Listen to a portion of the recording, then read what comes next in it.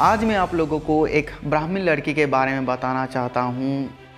सच्चाई का खोज में जिसका मुलाकात यीशु मसीह से हुई और उसकी जीवन संपूर्ण रूप से परिवर्तन हो गई है। और सिर्फ ये लड़की का जीवन परिवर्तन ही नहीं, परंतु ये एक बहुत ही बड़ा चेंज लाया हमारे समाज में। आज इस लड़की के बारे में सिर्फ हम ही नहीं, पूरा इंडिया के लोग, पूरे भारत के लोग इस लड़की को जानते हैं, और जिसका नाम है पंडिता रमाबाई। पंडिता रमाबाई को सिर्फ क्रिश्चियनिटी में ही नहीं, परंतु पूरे भारत में एक सोशल रिफॉर्मर के नाम से जाना जाता है, जो सोशल इविल था उसके विरुद्ध में फाइट की थी। इनका जन्म सन 1858 गंगामूल का कर्नाटका में हुआ था। और जिस समय में इस लड़की का जन्म हुई, समय ऐसा था कि लड़की नारी को, औरत को एक कमोडिटी की तरह देखा जाता था। कमोडिटी मतलब चीज़ की तरह। और नारी का जो दर्जा था वो बहुत ही नीचे दिया जाता था।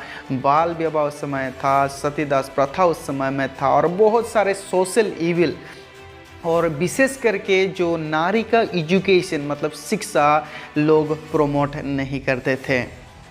और ऐसा एक समय में जब ये पंडिता रमाबाई का जन्म हुई, तो ऐसा एक परिस्थिति में औरत को शिक्षा देने के लिए बहुत ही मुश्किल था। परंतु इसका जो पिताजी था आनंद शास्त्री, बहुत ही लिबरल था और अच्छे मन के और बहुत ही अच्छा सोचने वाला व्यक्ति था।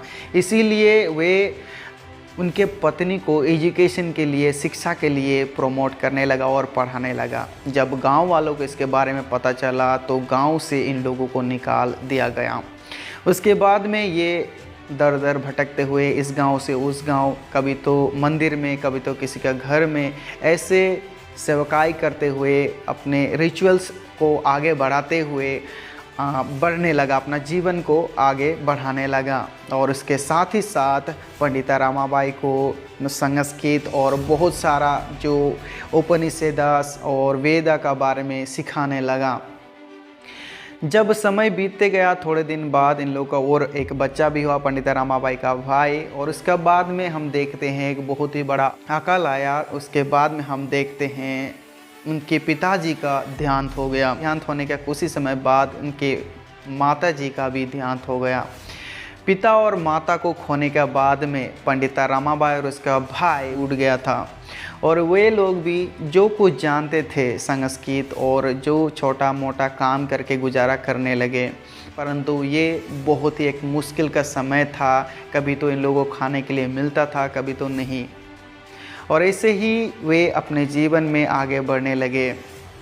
जब हम पंडिता रमाबाई के बारे में पढ़ते हैं, हमें पता चलता है कि ये एक बहुत ही स्किलफुल और बहुत ही अच्छा एक स्वभाव का लड़की थी।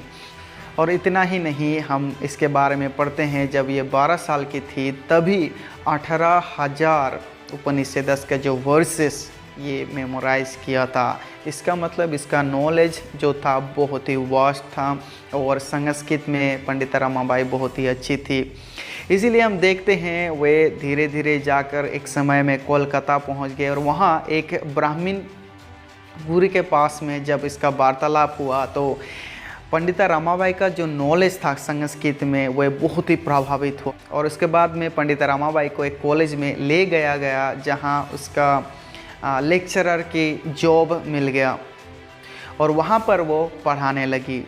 थोड़े समय के लिए इन लोगों का लाइफ तो बहुत ही अच्छा हो गया, पर फिर से ट्रेजिडी इन लोगों का पीछा नहीं छोड़ा। 1880 में इसका जो भाई था उसका भी देहांत हो गया, और फिर से ये पंडिता रमाबाई अपने आप को अकेली पाई। जब अकेली पाई अपने आप को, फिर ये जो उसका भाई का एक दोस्त था विपिन बहन दास, उससे शादी कर लिया। और ये जाकर फिर से पुणे में सेटल हो गया। तो इनका जो ये जर्नी था कोलकाता में, वहीं एक बहुत ही नॉलेजफुल होने के वजह से, संस्कृत में बहुत ही निपुण होने के वजह से इसको जो टाइटल दिया गया था यही दिया गया था पंडिता। और इसीलिए हम लोग रमाबाई को पंडिता रमाबाई बोलते हैं और पंडिता रमाबाई के नाम से जानते हैं। पुणे में जाने के बाद में इसका जो फोकस था वे कभी भी नहीं भूला। पंडिता रमाबाई आर्य महिला समाज स्टैब्लिश किया पुणे में, और इस समाज के जरिए ये फीमेल एजुकेशन मतलब नारी लोगों को एजुकेशन प्रमोट करने लगा, चाइल्ड मैरिज को ये बहिष्कार करने लगा, और नारी लोगों को प्रमोट करने के लिए और नारी लोगों को अच्छा शिक्षा देने के लिए कठोर परिश्रम करने लगा। और इसी बीच उनका जो एजुकेशन और बेसिकली इंग्लिश का जो नॉलेज कम होने के वजह से ये इंग्लिश सीखने लगी। और देखते हैं हम 1883 में एक वे ओपन हुआ और वे इंग्लैंड की ओर चले गए और अधिक सीखने के लिए, अपने नॉलेज को और भी वास्ट करने के लिए इंग्लैंड की ओर चले गए। वहाँ बीच में कुछ मिशनरियों के साथ इनका जब संगति हुआ, मिस हार्टर और बहुत सारा जो मिशनरी फ्रेंड्स थे, उनके सर्कल में जब इनको बातचीत हुआ, डिस्कशन हुआ और बातचीत आगे बढ़ने लगा, वहाँ पर ये क्रिश्चियनिटी के बारे में पहला बार इंट्रोड्यूस्ड हुआ। और जब यीशु मसीह के बारे में वहाँ पर ये सुना, वहाँ उसको बहुत ही अच्छा लगा, क्योंकि यीशु मसीह का जो टीचिंग्स, नारी का जो दर्जा और शिक्षा जो बहुत ही एक अच्छा एक मोरल टीचिंग जैसे लगा। और जब ये कंपेयर करने लगा जो टीचिंग्स भारत में था जो नारी के ऊपर में, और बहुत सारा जो सोशल इविल, इनको बहुत ही बुरा लगा। जब यीशु मसीह के बारे में और अधिक पढ़ने लगा तो इसको निश्चय ही यीशु मसीह का जो उद्धार इनको समझ में आया, और वही यीशु मसीह को ये ग्रहण कर लिया। जब बाइबल पढ़कर यीशु मसीह के बारे में जानकर एक उद्धार का जो वाणी था उनके जीवन में पाकर एक बहुत ही बड़ा एक एंथुसियाज्म फिर से हम पंडिता रमाबाई के जीवन में देख पाते हैं। इसके बाद पंडिता रमाबाई का जीवन एक दूसरा डायरेक्शन में हम देख पाते हैं, क्योंकि इसके बाद उनका जो मोटिव और जो उद्देश्य था, दुगना शक्ति के साथ ये लड़ाई करने लगा। इंग्लैंड के बाद में थोड़े समय के लिए अमेरिका में गया, वहाँ भी कुछ समय पढ़ाई करने के बाद फिर से मोटिवेटेड होकर इंडिया को फिर से वापस आया। सन 1889 को इंडिया को वापस आने के बाद में पंडिता रमाबाई फिर से एक स्कूल स्थापना किया, श्रद्धा साधन, जहाँ पर ये विधवा लोगों को शिक्षा देने लगा, नारी शक्ति को प्रमोट करने लगा और नारी एजुकेशन में ज़्यादा ये फोकस करने लगा। और इतना ही नहीं, जब लोग इसके जो विश्वास के विषय में प्रश्न करने लगा कि क्यों एक ब्राह्मण लड़की यीशु मसीह को ग्रहण किया, तब क्लियरली पंडिता रमाबाई ये स्टेटमेंट बोलते हैं, I needed Christ, not his religion. I was desperate what I was to be done.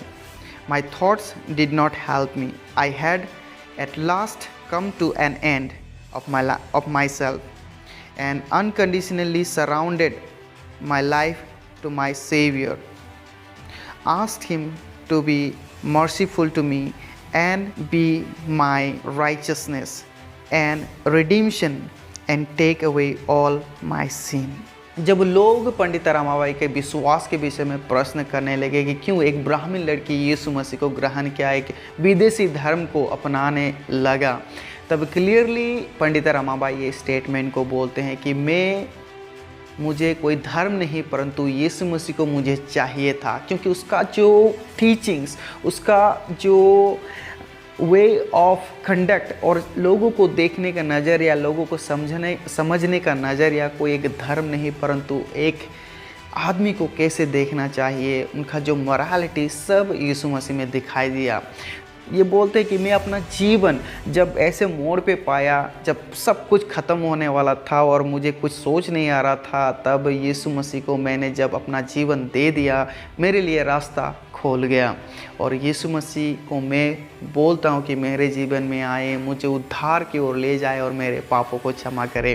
Pandita Ramabai clearly mention करते हैं कि पाप की क्षमा के लिए मुझे यीशु मसीह की ज़रूरत था। और इतना ही नहीं, इसके बाद में पंडिता रमाबाई सिर्फ इतना में ही लिमिटेड नहीं रखा हुआ, बाइबल को भी ट्रांसलेट किया, क्योंकि वे जानते थे कि बाइबल से क्या कुछ नहीं हो सकता है। दुनिया का सारा किताब पढ़कर, इतना जो उपनिषेदस का बारे में पढ़कर, वे आखिर में ये बाइबल को ट्रांसलेट क्यों किया? क्योंकि वे जानते थे कि यही जो किताब है लोगों को फ्रीडम दे सकता है, लोगों को उद्धार दे सकता है, पाप से क्षमा दे सकता है। और इसकी वजह से संपूर्ण बाइबल ट्रांसलेट किया, वे इंग्लिश से मराठी में और हिंदी से मराठी में। हम देख पाते हैं पहले नया नियम, फिर संपूर्ण बाइबल ट्रांसलेट किया। तो आज ये लड़की के बारे में क्यों हम पढ़ रहे हैं? एक लड़की जो संपूर्ण रूप से यीशु मसीह के बारे में नहीं जानती थी, कुछ भी ज्ञान नहीं था, परमेश्वर उसको चुन लिया। क्या सीख पाते हैं इनके जीवन से? क्या हम आज भी सोचते हैं कि हम ऐसे आदमी हैं जिसके बारे में कोई नहीं जानता है, मेरे बारे में परमेश्वर नहीं जानता है? बाइबल हमें बताती है, Psalms number 139, God is all knowing, he is omniscient, सब कुछ जानता है, आपके नाम को भी जानता है, ही नोस योर नेम। और जब परमेश्वर हमारे बारे में जानता है तो हमें वे कहाँ और क्या और कैसे इस्तेमाल करना है उसको भी जानते हैं। यही देखना है कि हम कैसे उस कॉल को रिस्पॉन्ड करते हैं। जब हम रिस्पॉन्ड करते हैं, हम देख पाते हैं पंडिता रमाबाई को अपॉर्चुनिटी मिला, जब इंग्लैंड में गया, यीशु मसीह के बारे में सुना, उसके बारे में सीखा। उस समय में बोल सकता है नहीं, मुझे नहीं सुनना है, मुझे ये नहीं सीखना है, परंतु वे अपने आप को खोला, हाँ मुझे ये सीखना है, मुझे देखना है। जब वो पढ़ाई किया, सुना और यीशु मसीह का जो कॉल था, इन्विटेशन था, उसको रिसीव किया, परमेश्वर ने उसके बारे में जान लिया और देख लिया, उसको चुन लिया और उसका जीवन पहले जैसा और नहीं रहा। क्योंकि ऐसा जो टीचिंग पाप क्षमा के विषय में, उद्धार के विषय में, और जो लोगों का जो स्टेटस है, परमेश्वर हमें एक जो इमेज में बनाया है और हमारा जो स्टेटस है वो क्या है, उसके बारे में पंडिता रमाबाई सीख गया। और आज अगर हम जानते हैं कि परमेश्वर के जो इमेज में हमें बनाया गया है और हमारा जो योग्यता, हमारा जो स्टेटस है वो क्या है, हम परमेश्वर के बच्चे हैं, हम परमेश्वर को जानने वाला व्यक्ति है, तो हम परमेश्वर के द्वारा बनाया गया अगर व्यक्ति है तो परमेश्वर हमें इस्तेमाल भी करेगा। परंतु कब? जब हम उस कॉल को रेस्पॉन्ड करेंगे। उसके बाद में जब पंडिता रमाबाई अपने जीवन में आगे बढ़ा तो बहुत सारा कार्य उनके द्वारा होने लगा।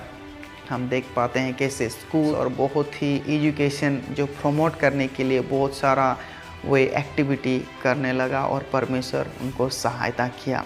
इतना ही नहीं, जो विरोध में आया था उनको भी फेस करने के लिए परमेश्वर ने सहायता किया। और आज हम उनका नाम इंडियन हिस्ट्री में पढ़ पाते हैं, कैसे एक लड़की होकर भी, वो भी ब्राह्मण परिवार से होकर, यीशु मसीह के लिए खड़ा हुआ। क्या आज हम जानते हैं कि हम कौन हैं? और जब हम रेस्पॉन्ड करेंगे उस कॉल को, परमेश्वर आपको और हमें भी इस्तेमाल करेगा और कहेगा, you can change the world, you can change your society, you can change your village, you can change your family. क्या हम परमेश्वर के जो इन्विटेशन है उसको एक्सेप्ट करें और बोल रहे, परमेश्वर मैं यहाँ हूँ, आए मुझे इस्तेमाल कीजिए। परमेश्वर आप सभी को आशीष करें।